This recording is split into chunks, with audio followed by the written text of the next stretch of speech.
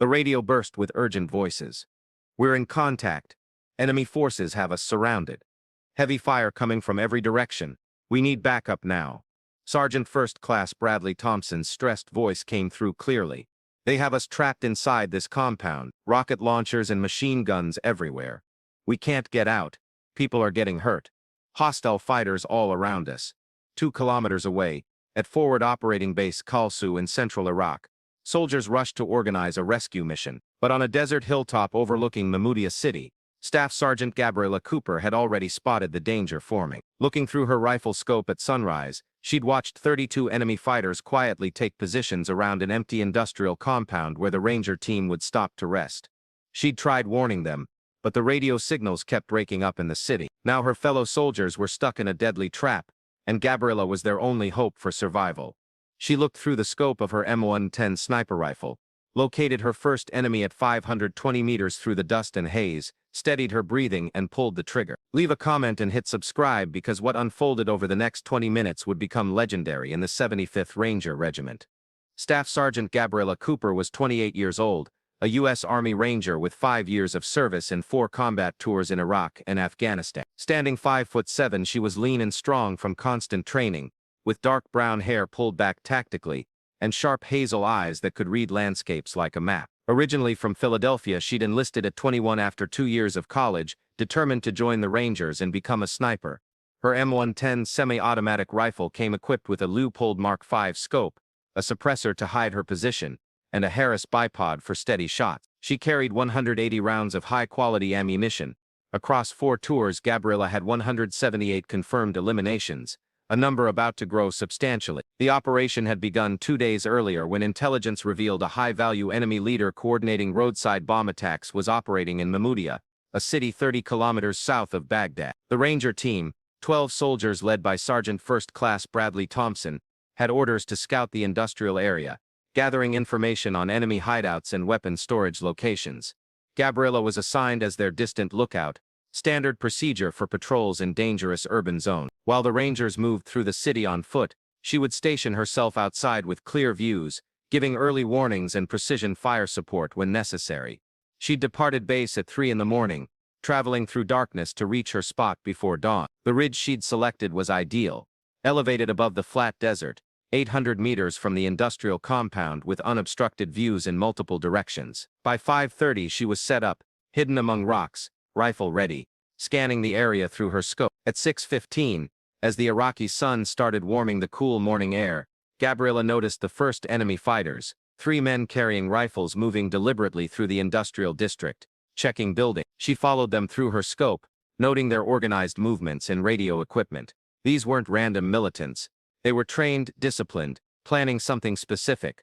Over the following 90 minutes, she observed more fighters entering the area. They arrived in small groups, 2 or 3 at a time, positioning themselves in buildings around the abandoned compound, preparing weapons and firing spot. By 8 o'clock, Gabriella had counted 32 insurgents armed with assault rifles, machine guns, rocket launchers and what appeared to be a Soviet sniper rifle. They were preparing an ambush.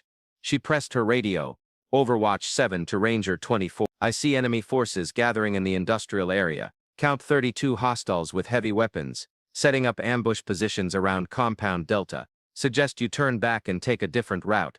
Static noise, then a broken response. Ranger 24, understood. Heavy interference. Continuing to checkpoint. The city buildings were blocking radio signals. They hadn't clearly received her warning, and the patrol was still heading toward the compound where the trap waited. Gabriella tried again. Overwatch 7 to any Ranger units. Enemy ambush ready at Compound Delta. I repeat, do not approach Compound Delta. More static. Partial acknowledgement. Not enough to confirm they understood the threat. At 8:30, Thompson's patrol entered the compound through the south entrance, looking for a secure position to conduct their scheduled radio check with headquarters. The insurgents waited with professional patience, allowing all 12 Rangers to enter before springing the trap. The first rocket came from the north building, hitting the compound wall and showering the Rangers with concrete pieces. Then every enemy position opened fire at once, a coordinated storm of bullets and explosives that turned the compound into a death trap. The Rangers reacted instantly, diving behind concrete barriers and vehicles, returning fire, but they were outnumbered almost 3 to 1, surrounded with no escape route. That's when Thompson's desperate message broke through. Enemy fighters everywhere. Gabriella had already locked onto her first target, an insurgent on the northern building rooftop, 520 meters away, operating a machine gun that was pouring fire into the compound. He was partially visible, leaning around a vent housing to get his angle. Gabriella's crosshairs settled on his center. Wind was light, maybe 2 miles per hour from the west. Distance confirmed, elevation adjusted. She released half her breath, found her natural pause between heartbeats, and squeezed. The rifle fired with a muffled crack. Through her scope, she saw the fighter snap backward and collapse. The machine gun stopped. 1 eliminated, 31 remaining. Gabriella smoothly moved to her next target. Rocket launcher operator East Building, 485 meters, preparing to fire another missile into the compound. She led him slightly as he shifted position, fired and watched him drop before he could launch. 2 eliminated. Third target insurgent leader on the western rooftop, 540 meters, directing fighters with hand signals and radio. Gabriella's round struck him high in the torso. He collapsed and the radio tumbled from his grasp. 3 eliminated. The Rangers in the compound were fighting fiercely, but Gabriella's intervention was already shifting the battle. Insurgents who'd been confidently attacking the compound were suddenly dying from an invisible shooter, struck without warning from beyond the city. Fourth target, machine gunner, southern position, 505 meters, eliminated. Fifth target, enemy sniper on the northeastern roof, 610 meters, the most dangerous threat to both Rangers and to Gabriella herself. She spotted him through heat shimmer, took extra time to guarantee the shot and fired. The enemy sniper crumpled behind his weapon, 5 eliminated in 90 seconds. Inside the compound, Sergeant First Class Bradley Thompson coordinated his team's defense. He was 36, from Georgia, 14 years in the Army, 10 with the Rangers, battle-tested, experienced, exactly the type of leader who could hold a team together when everything fell apart. His face showed years of desert sun exposure, his movements efficient and precise even under fire. Second team, suppress that East Building, he yelled over the gunfire, his southern accent thickening under stress. First team, get smoke ready for withdrawal. Specialist Andre Foster, 24, from Brooklyn, on his third deployment was providing covering fire with his rifle when he noticed the change. The former college athlete moved with surprising agility for his size, ducking behind cover as bullets cracked past. Sergeant, those machine gun positions are going quiet. Something's changed. Sergeant Logan Hayes, 27, from Montana, the team's demolitions expert, pointed at the northern building with his free hand while keeping his weapon ready with the other. His calmness under fire came from growing up hunting in the Rockies where patience and accuracy were essential. That machine gunner just went down. Nobody from our position hit him. Shot came from outside. Thompson understood immediately. Someone was out there providing cover they hadn't known they had. He pressed his radio. Any friendly sniper units watching our position? Gabriella's steady voice responded. Overwatch 7. I have eyes on your position, Ranger 24. Keep engaging targets near you. I'm eliminating the outer threats. Thompson felt hope surge through his chest. A sniper. Thank God. Overwatch 7. We have 12 Rangers pinned in Compound Delta. Multiple wounded. Need to get out fast. Understood. 24. I'm working the problem.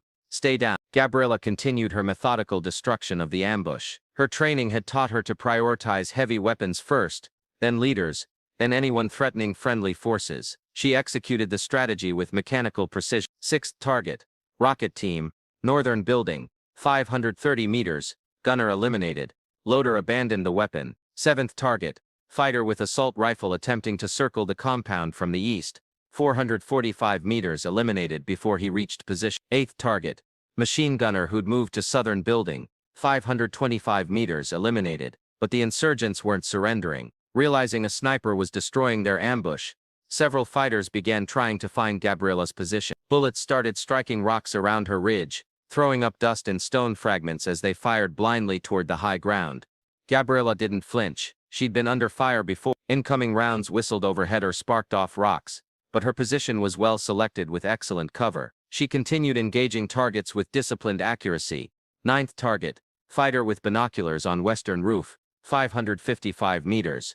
Trying to locate her, she eliminated him before he could pinpoint her exact location. 10th target, insurgent attempting to relocate a rocket launcher to better position, 490 meters eliminated. 11th target, fighter coordinating others via radio, 510 meters eliminated. In the compound, Thompson was organizing a fighting retreat. The Rangers moved in coordinated pairs, one group giving covering fire while another prepared to advance. Classic infantry tactics performed under extreme pressure. Corporal Tyler Blake, 22 from Texas, youngest on the patrol and newest to the regiment, was terrified but functioning. His training overrode the fear threatening to freeze him. His hands trembled slightly as he changed magazines, but he kept his rifle steady, firing controlled bursts at muzzle flashes in the buildings. He'd grown up on a ranch and knew how to shoot, but this was different from shooting predators back home. Staff Sergeant Vincent Ramirez, 33 from California, veteran of 4 tours, weapons squad leader, directed his machine gunner with hand signals while simultaneously coordinating with Thompson by radio. His tactical vest was scorched from a near-miss rocket,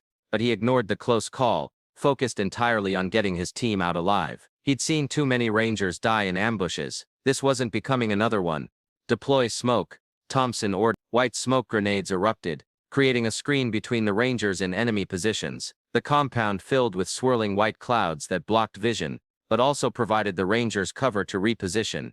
Gabriella watched the smoke rising from the compound and adapted her approach. The smoke made direct observation difficult, but she could still see muzzle flashes from insurgent positions outside the cloud. She continued engaging perimeter targets. 12th target, fighter attempting to move closer to the compound under cover of smoke. 455 meters. She caught him between buildings. Eliminated. 13th target, machine gun position that had relocated to northeastern building. 595 meters. Eliminated. Thompson's voice on radio. Overwatch 7. We're preparing to move to the western wall to breach and escape. Can you suppress the western positions? Understood. 24. I have clear sight on western building. Any enemy that appears, I'll drop them. Copy. Moving in 30 seconds. Gabriella shifted her aim to the western building, scanning through her scope for targets. She spotted 3 insurgents repositioning on the roof, preparing to fire down at the Rangers' planned escape route. She engaged rapidly. 3 shots in 8 seconds.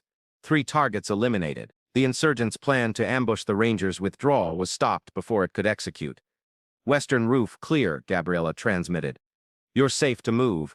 The Rangers advanced through the smoke toward the western wall, moving in textbook tactical formations. Ramirez's machine gun team laid down suppressive fire while assault teams rushed forward in 3 to 5 second sprints. Gabriella covered their movement, her crosshairs tracking across rooftops and windows, searching for any threat. Movement at 520 meters, insurgent with rocket launcher appearing in a window. She fired before he could aim. Eliminated. Movement at 485 meters. Fighter trying to get angle on the moving Rangers. Eliminated before he could fire. The Rangers reached the western wall. Sergeant Hayes, the team's breacher, placed explosive charges on the wall while others provided security. His hands were steady as he set the detonation cord, muscle memory from dozens of breaches taking over. The explosion blew a hole large enough for soldiers to pass through one at a time. Breaching, Thompson called. Rangers poured through the opening into the alley beyond, establishing a security perimeter. The wounded were carried through, 3 soldiers with shrapnel injuries from the initial rocket strikes. None critical, but all needing medical care. Corporal Blake helped carry one of the wounded, his fear forgotten in the urgency of saving his brothers. But the insurgents weren't letting them escape easily. Fighters from the southern positions were moving to intercept, trying to block the Rangers in the narrow alleys of the industrial district. Gabriella spotted the movement. 24. You have approximately 8 hostiles moving to intercept from your south. Distance 200 meters from your position. They're trying to block your escape route. Can you engage? Thompson asked. Negative. They're too close to your position and buildings are blocking my sight. You'll need to handle them directly. Understood. All units hostiles approaching from south. The Rangers set up a hasty ambush in the alley. When the 8 insurgents came around the corner, they walked directly into a wall of precisely aimed rifle fire from prepared position. Foster's size and strength allowed him to hold his rifle rock steady, placing controlled pairs into targets with devastating effect. Hayes had positioned himself at a critical angle, catching the insurgents in crossfire they couldn't escape. The brief fight lasted 15 seconds. All 8 insurgents went down, and the Rangers continued their withdrawal. They moved through the industrial district toward the desert edge where they could meet up with the rescue force finally approaching from base. Gabriella maintained watch, scanning for threats, covering their movement. A group of 5 insurgents on a rooftop tried to engage the withdrawing Rangers. Gabriella eliminated 3 of them in rapid succession at distances between 540 and 580 meters. The remaining 2 abandoned their position and fled. Thompson's patrol reached the edge of the industrial district and took defensive positions in a cleared area, waiting for vehicle extraction. They'd successfully broken contact with the enemy, all 12 Rangers still alive despite being trapped in a kill zone for 23 minutes. Gabriella had one more task to complete. Back in the industrial district, remaining insurgents were regrouping, potentially preparing to chase the Rangers or ambush the incoming rescue force. She couldn't allow. She methodically engaged targets still visible in the compound area and surrounding buildings. Machine gun team attempting to relocate both eliminated at 515 meters. 3 fighters gathered in discussion, probably leaders planning their next move, all 3 eliminated in 5 seconds at 495 meters. Insurgent attempting to recover weapons from fallen comrades, eliminated at 530 meters. By the time the rescue vehicles arrived, 4 armored strikers with a full platoon, the ambush site was quiet. Gabriella had fired 127 rounds and achieved 38 confirmed enemy eliminations with 11 additional probable eliminations from targets she'd engaged, but couldn't confirm due to smoke and distance. The ambush force of 32 had been reduced to scattered survivors fleeing into the city. Thompson's voice came over radio. Overwatch 7, this is Ranger 24. All personnel accounted for. Wounded are stable, preparing for vehicle extraction. Request you join us at pickup point for return to base. Copy 24, moving to your location now.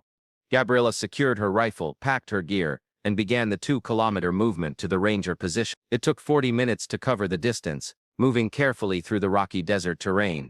When she arrived, the Rangers were loading into the strikers.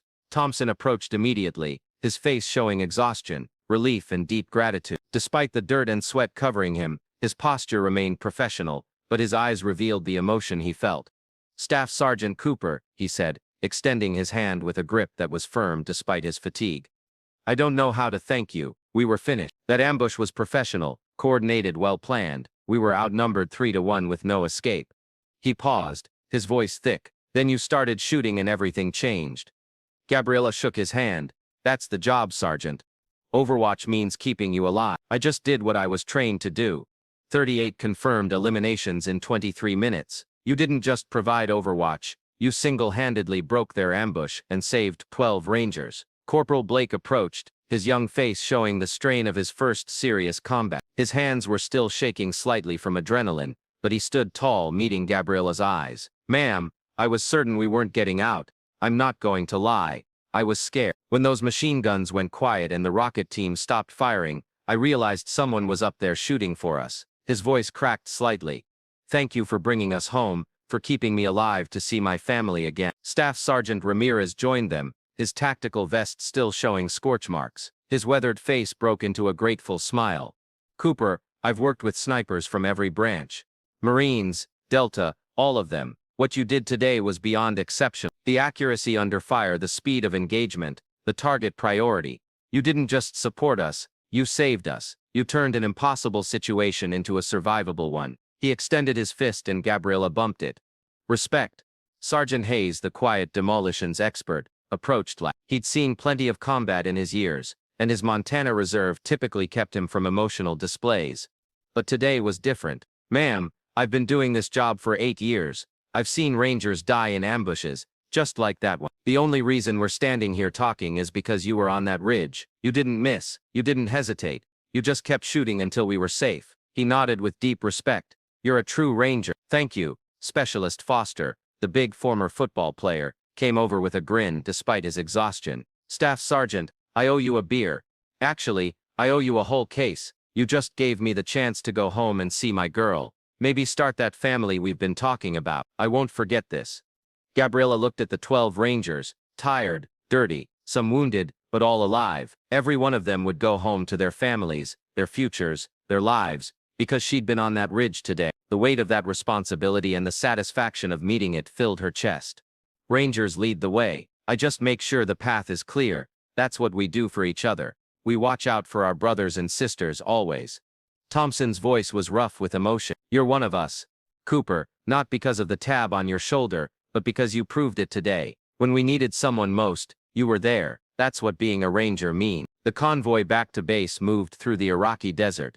The strikers maintaining security formation, gunners scanning for threats. Gabriella rode in Thompson's vehicle, her rifle secured, finally allowing herself to feel the exhaustion from 30 hours without sleep and sustained combat. Her shoulder was bruised from rifle recoil, her eyes were strained from hours behind the scope, and her body ached from maintaining prone position on the rocky ridge. Thompson sat across from her, studying her with curiosity and respect. "Can I ask you something? When you saw that ambush being set up this morning, when you realized we were walking into it and communications were too broken to warn us effectively, what were you thinking?"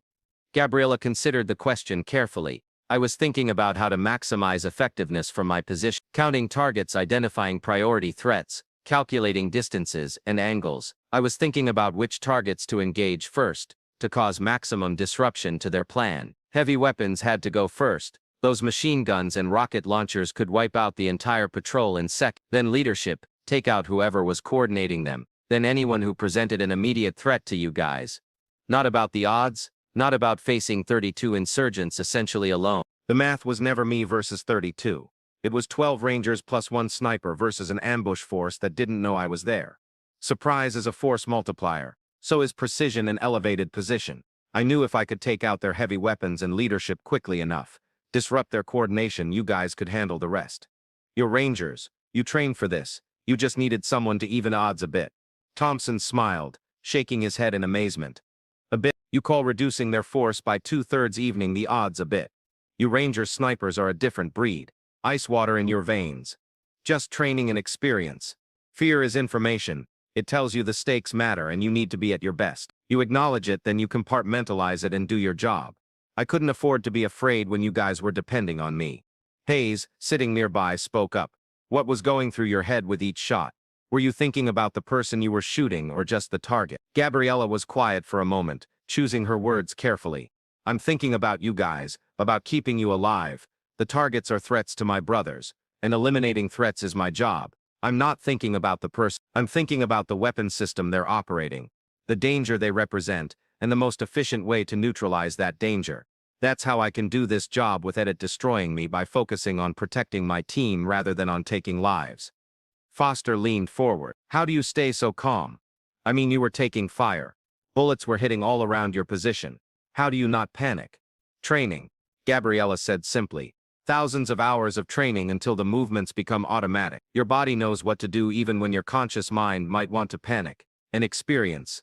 This wasn't my first firefight. I've learned to trust my training and my position. I knew that ridge provided good cover, that my camouflage was effective, that the insurgents were firing blind at my general area without having a precise fix on my location. So I stayed calm, stayed in position, and kept working the problem." Blake, the youngest Ranger, asked quietly, "Does it ever get easier? The fear, I mean. I was terrified today." Gabriella looked at him with understanding. "Fear is normal, it's healthy. It keeps you alert and focused. The fear never really goes away. You just get better at functioning with it. What changes is your confidence in your training and your team. You learn to trust that you've been prepared for these situations, that your brothers have your back, and that if you do your job, you'll make it through." She paused. "You did good today, Blake. You stayed in the fight. You followed orders. You took care of your teammates. That's all anyone can ask."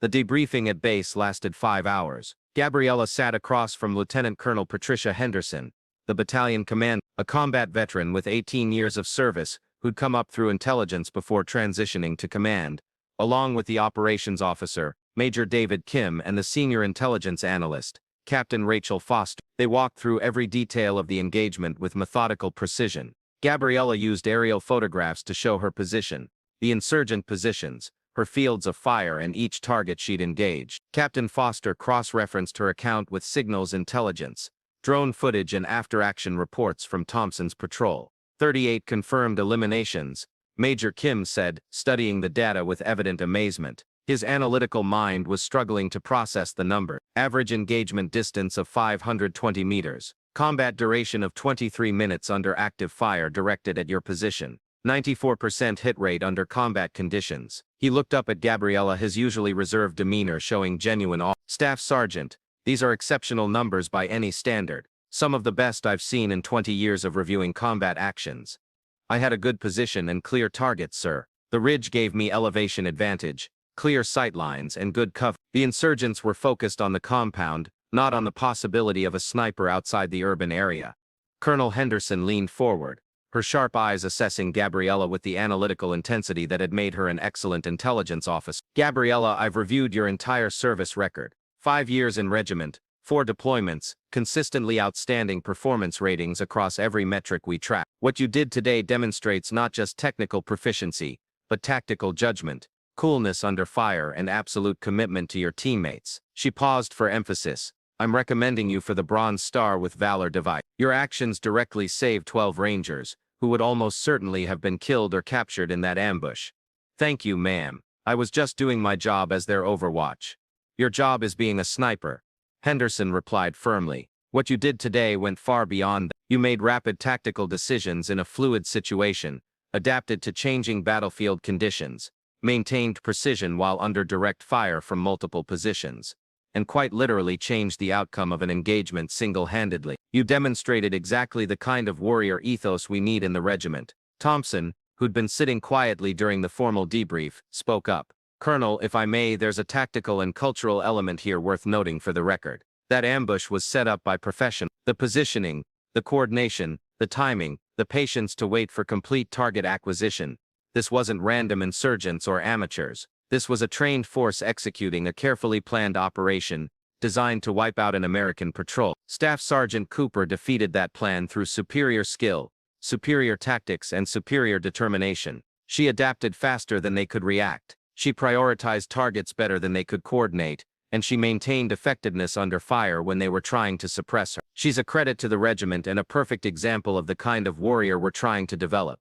Henderson nodded thoughtfully. Agreed. Gabriella, I'm also recommending you for accelerated promotion to Sergeant First Class, and eventual assignment as a senior sniper instructor and team leader. The regiment needs operators with your level of expertise, not just in the field, but developing the next generation of snipers. You have the technical skills, the combat experience, and clearly the teaching ability to make a real difference in how we train our people. 4 weeks later, Gabriella was back in the Iraqi desert on another ridge, overlooking another city. But this time she wasn't alone. Private First Class, Isaiah Wright, 21 from Louisiana, newly qualified as a Ranger sniper after graduating from sniper school just 2 months ago, was positioned beside her with his own rifle, learning the practical application of skills he'd only practiced on training ranges. They were providing cover for a patrol moving through the outskirts of Ramadi, and Gabriella was teaching Wright to read terrain, spot patterns, identify threats before they materialized into active danger. Wright was eager,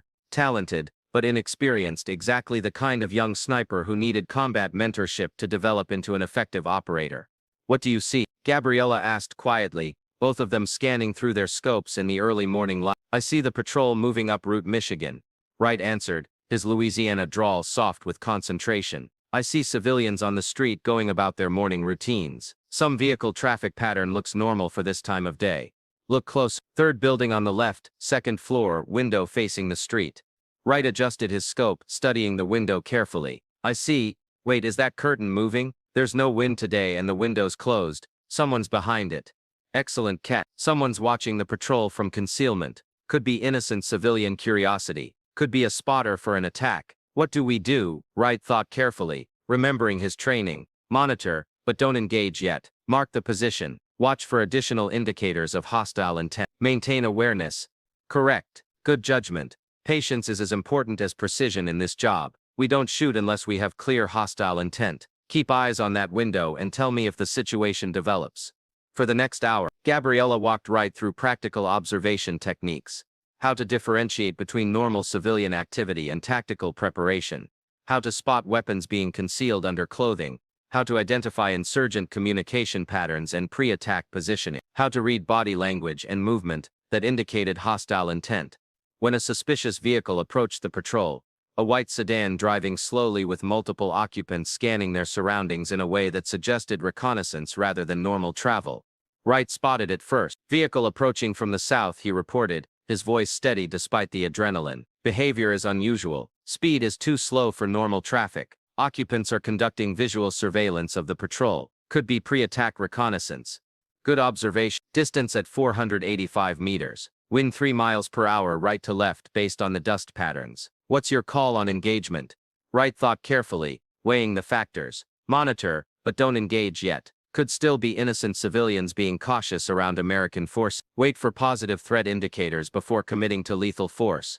Correct decision, patience and good judgment. We have rules of engagement for a reason. We need positive identification of hostile intent before we shoot. Keep tracking them. The vehicle passed the patrol without incident. It had been suspicious but ultimately non-threatening, just nervous civilians being careful around armed soldiers. Wright learned a valuable lesson. Not every anomaly requires engagement, and good judgment means knowing when not to shoot. But 20 minutes later, when two men on a rooftop began setting up what was clearly a rocket launcher, Wright identified them immediately. Contact rooftop position, 610 meters. Two men with confirmed rocket launcher. They're preparing to fire on our patrol. Good identification. You have authorization to engage. You have the shot when ready. Wright controlled his breathing exactly as Gabriella had taught him, calculated his hold for distance and wind and fire. Through her scope, Gabriella watched the first man, the gunner, jerk backward and fall from the rooftop. Wright transitioned smoothly to the second target, the loader, and fired again. Both threats neutralized before they could fire a single rocket at the patrol below. Both hits confirmed, Gabriella said. Excellent shooting. You just saved American lives. How do you feel? Wright was breathing hard from adrenaline, his hands shaking slightly from the intensity of his first combat engagement, but his face showed determination and confidence. Like I just made a real difference. Like the training was worth it. It was, and you did. 9 Rangers down in that patrol. 9 of our brothers are alive right now because you identified a threat and neutralized it before it could hurt them. That's what this job is about. Not glory or medals or body counts, just protecting our teammates and making sure they go home to their families. She paused. You did well today, Wright. Trust your training, trust your judgment, and you'll be an excellent sniper. 6 months later, back at Fort Benning, Georgia, Gabriella stood in formation, receiving her Bronze Star. The citation was read aloud to the assembled unit for heroic achievement during combat operations against enemy forces in Iraq. Staff Sergeant Gabriella Cooper distinguished herself through exceptional courage and skill when a Ranger patrol was ambushed by a numerically superior enemy force in the city of Mahmudia. From an overwatch position on an exposed ridge under direct enemy fire, Staff Sergeant Cooper engaged 32 enemy fighters over a sustained 23-minute engagement, achieving 38 confirmed eliminations through precise long-range fire and breaking the ambush through superior marksmanship and tactical skill. Her actions while under direct enemy fire from multiple positions directly saved the lives of 12 Rangers and demonstrated extraordinary valor in the face of overwhelming odds. Staff Sergeant Cooper's performance reflects the highest traditions of military service and brings great credit upon herself, the 75th Ranger Regiment, and the United States Army. Thompson attended the ceremony along with Ramirez, Hayes, Foster, and Blake, the Rangers she'd saved that day in Mahmudia. Afterward, they gathered informally in the warm Georgia sunshine. You know your story's being told at Ranger School now, right? Ramirez said with a grin. The sniper who appeared through the smoke and dismantled an entire ambush to save a patrol. You're a legend now. The instructors use you as an example of what one determined soldier can accomplish with the right skills and the will to use them. Being a sniper isn't about the longest shot or the highest body count or the medals on your chest. She'd explain to each new class of aspiring snipers. It's about being the person your teammates trust to make the difference when everything's on the line. It's about the discipline to stay calm when others are panicking, the skill to be precise when others are spraying bullets and hoping for hits, and the dedication to protect your brothers and sisters, no matter what the odds look like on paper. And when students would ask about the fear of being outnumbered, of being under fire yourself, of having 12 lives depending on your precision, she'd smile slightly and say what she always said.